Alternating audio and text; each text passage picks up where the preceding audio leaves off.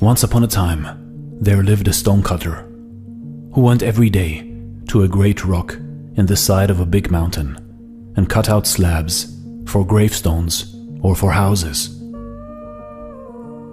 He understood very well the kinds of stones wanted for the different purposes, and as he was a careful workman, he had plenty of customers.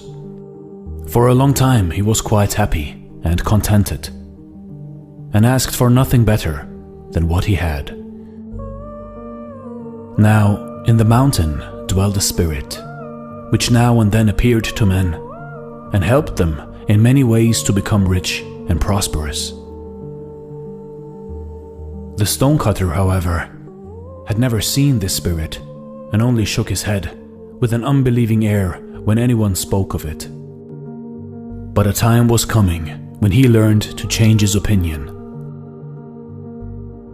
One day, the stonecutter carried a gravestone to the house of a rich man, and saw there all sorts of beautiful things of which he had never even dreamt. Suddenly, his daily work seemed to grow harder and heavier, and he said to himself, "Oh, if only I were a rich man, and could sleep in a bed with silken curtains and golden tassels, how happy I should be." And a voice answered him, "Your wish is heard, a rich man you shall be." At the sound of the voice, the stonecutter looked around, but could see nobody. He thought it was all his fancy, and picked up his tools and went home, for he did not feel inclined to do any more work that day. But when he reached the little house where he lived, he stood still with amazement. For instead of his wooden hut was a stately palace filled with splendid furniture, and most splendid of all was the bed, in every respect like the one he had envied. He was nearly beside himself with joy, and in his new life the old one was soon forgotten. It was now the beginning of summer, and each day the sun blazed more fiercely. One morning, the heat was so great that the stonecutter could scarcely breathe, and he determined he would stop at home till the evening. He was rather dull, for he had never learned how to amuse himself, and was peeping through the closed blinds to see what was going on in the street, when a little carriage passed by, drawn by servants, dressed in blue and silver.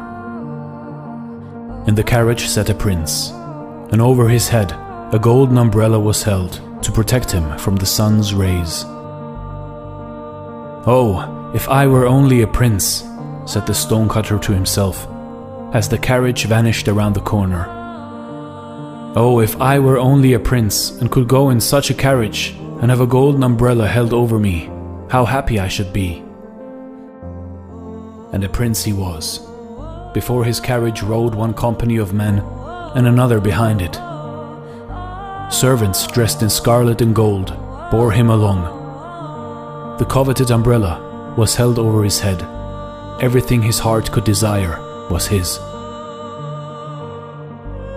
But yet it was not enough, and when he saw that in spite of the water he poured on the grass, the rays of the sun scorched it, and that in spite of the umbrella held over his head, each day his face grew darker and darker, he cried in his anger, "The sun is mightier than I. Oh, if I were only the sun." And the mountain spirit answered, "Your wish is heard, the sun you shall be."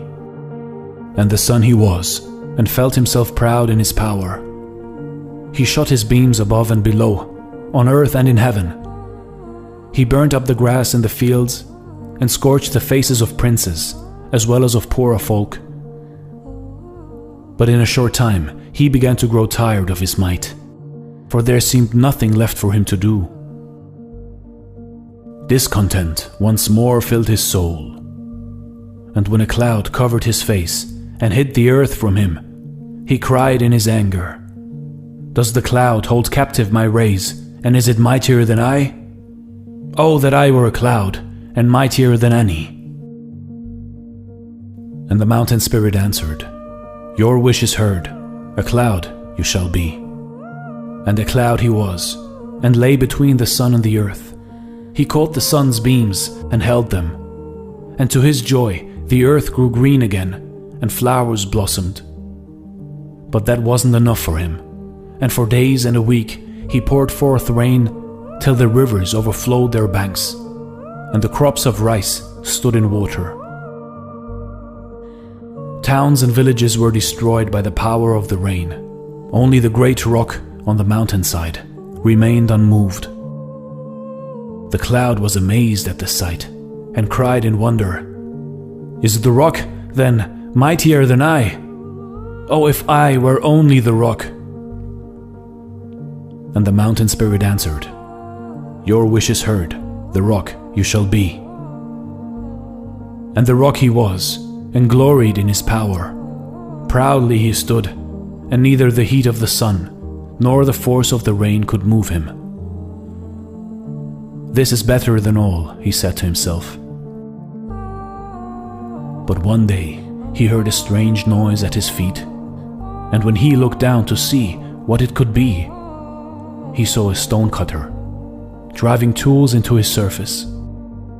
Even while he looked, a trembling feeling ran all through him, and a great block broke off and fell upon the ground. Then he cried in his wrath, "Is a mere child of earth mightier than a rock? Oh, if I were only a man!" And the mountain spirit answered, "Your wish is heard. A man once more you shall be." And a man he was, and in the sweat of his brow he toiled again at his trade of stone cutting. His bed was hard and his food scanty, but he had learned to be satisfied with it, and didn't long to be something or somebody else. And as he never asked for things he did not have, or desired to be greater and mightier than other people, he was happy at last, and never again heard the voice of the mountain spirit. You see, in life, in your life, it is not important what you have. It is important what you do with the things that you have. There will always be someone or something more richer or powerful than you. But at the same time, there will always be something or someone poorer and weaker than you.